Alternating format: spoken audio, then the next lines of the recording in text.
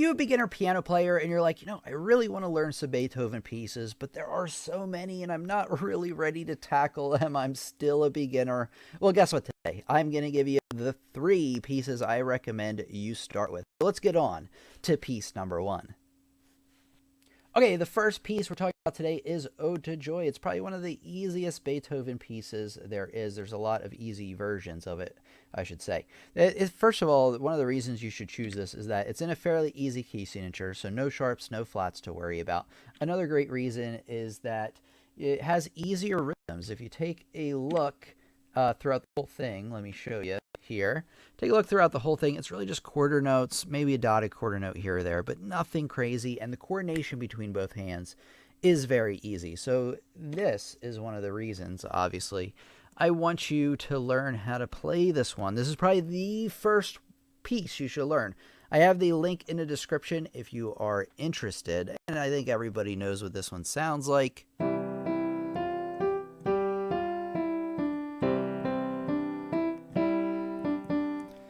Continue down. How many? Yeah, this is just one page. I'll play the whole thing.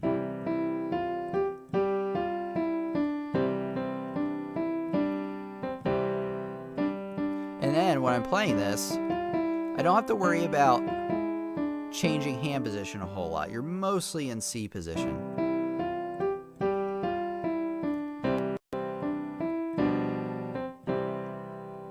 So it's a one-pager. It's pretty easy to learn. I recommend, if you're looking for your very first piece, that you start with this one. All right, let's get on to piece number 2. Okay, the next piece is Variations on Nel Cor più non mi sento. Now, what am I talking about? So if you don't know anything about themes and variations, what a theme is it's an introduction. It introduces a melody or something like that. And then there are variations, which are smaller pieces after, that kind of take that same idea and they change it each time. They might put the idea in minor, or they might put it in a different key signature, or a different time signature, or something like that. So that's what a theme and variations is. And if you're looking for your first theme and variations, this is the one I recommend you do. And I'll show you why in a second. So obviously it has an easy key signature again. You got easy rhythms, so you really have, you'll see in a second, 6/8 time signature, but it's really just, there's not really a whole lot of craziness going on. You got easy hand coordination again, and then the variations are fun to learn because you're going to learn this piece, and then you're going to say, hey, this sounds pretty cool. Beethoven did a good job at being pretty creative at changing the theme throughout. So let's take a look at what this thing looks like on the piano, at least the theme. So as you can see, the first 3 lines are the theme. You might want to start there, obviously. And then after that, you have what's called the variation. As you can see, it looks a little bit different, but it still has the same kind of sound. So maybe I'll play part of the theme, and then I'll show you what the variation is going to kind of sound like. Okay, here we go. So here, Nel Cor più non mi sento. It's in the key of G. There's 1 sharp, so fairly easy key signature, but you do have to watch out for that sharp. This one has a little bit more hand movement going on with it, so you have to be careful.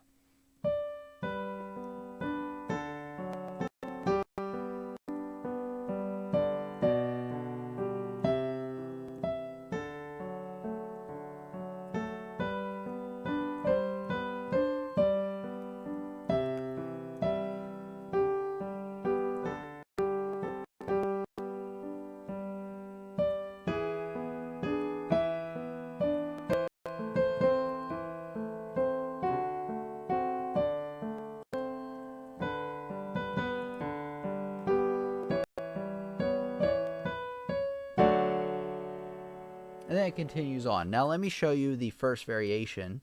As you can see, it looks a lot different, but there still really is.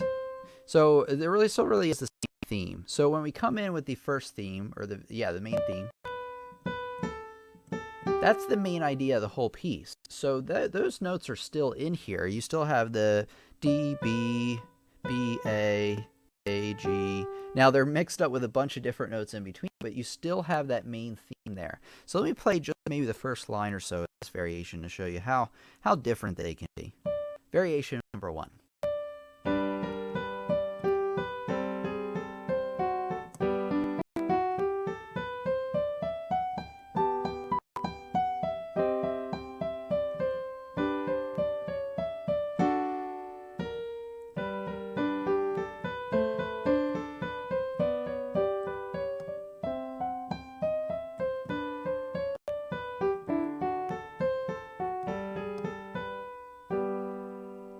So there you go. So there was the first variation. As you can see, you could still hear that he just kind of masked it with some other notes around it. Some of the other variations you can kind of expect, it from going from a major key into a minor key. Here, on this variation that you can see, variation 2, it's still a lot of the same thing, but you can see that he kind of flipped the right hand and the left hand. That happens as well. Some other things you can kind of expect going forward is some where he kind of plays with the rhythms a little bit more. Now this one, variation 4, is in minor, so it's actually going to sound sad.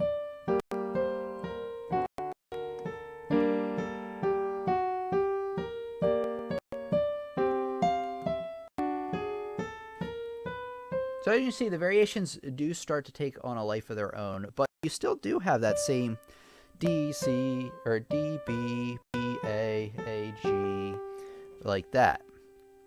So you still have the main theme in there. All right, so at least learn the theme and maybe the first variation. A lot of these variations aren't overly difficult, but certainly the first theme and the variation, or the first variation, are what you want to start with. All right, let's get on to the next piece. Okay, the next piece is what? Everybody knows this one, for Elise, and pretty much every student ever asked me if they can learn how to play this one within a few weeks. This one is definitely on the easier side for Beethoven, especially the first page here that we're going to be talking about today. So it says part 1, because as you get into the different parts, it does get a little bit more difficult, but this first part I find is pretty manageable by people generally who are in the first few months of learning piano. So you don't need to be taking piano for years to play this one.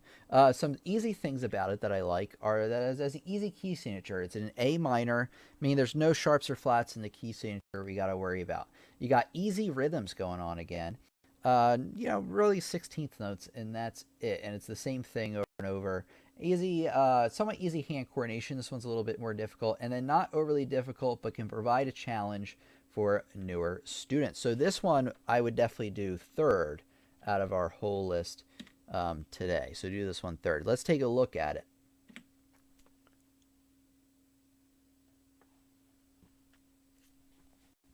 Fireflower says she likes that second one. At least I think you're a she. I'm not really sure because I can only see the little avatar symbol.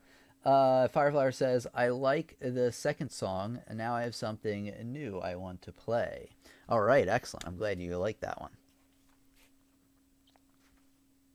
Okay, so for Elise is pretty standard. What I recommend you do, though, is only learn up to, you see this line right here, right in the middle of the page, how there's that double bar line, there's a repeat there. You have a bracket that says 1 and a bracket that says 2. What you want to do when you're first learning this piece is stop at that repeat. Only play up to there and only learn that. That's the part I recommend really for beginners here, because anything after that, it starts to get a little more difficult. You might need to play piano for a few more months really to be able to play that section. But this opening section here is playable by most people, but you should be taking lessons for at least a few weeks, maybe a few months.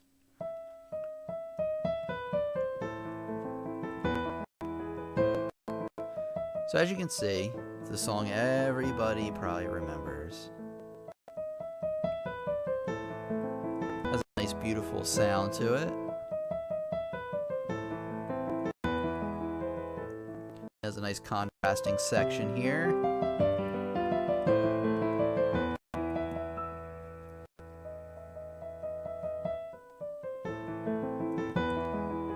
Now I'm going to show you where to stop. It's right here.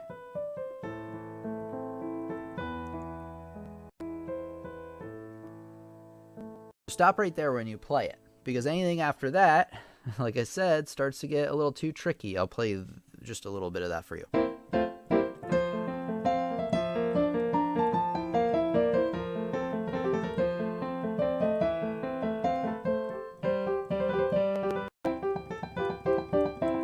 So as you can see, there's a lot more going on at that part. So if you're a beginner, just stick with that first part.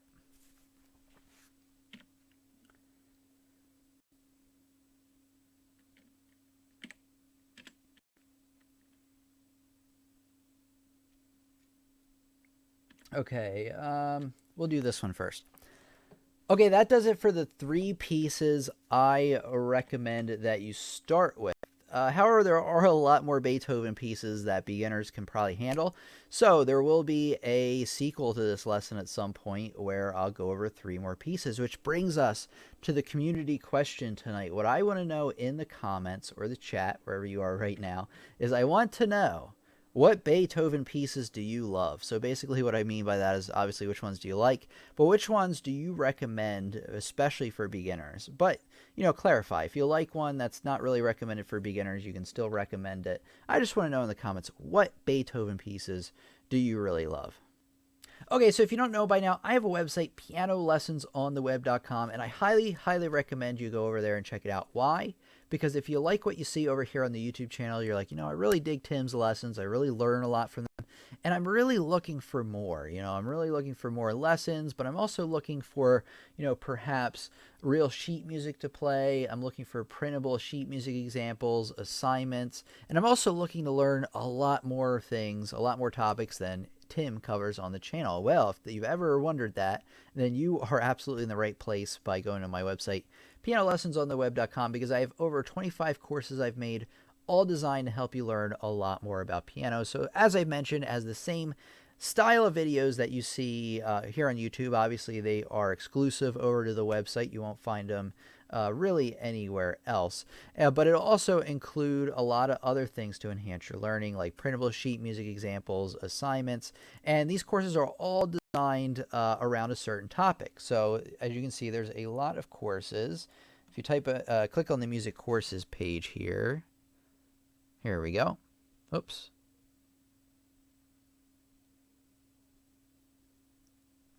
There we go. I was clicking it wrong. All right, if you go to the music courses page, you can see right away that we have a lot of different subjects to cover. There are a ton of piano courses. There's music theory, a ton of courses there. And then rhythm, improvisation, sight reading. So really anything that I felt that you needed to become a well-rounded musician, I put in there. A lot of things I haven't and probably will not cover on the YouTube channel, at least in the depth I cover over here.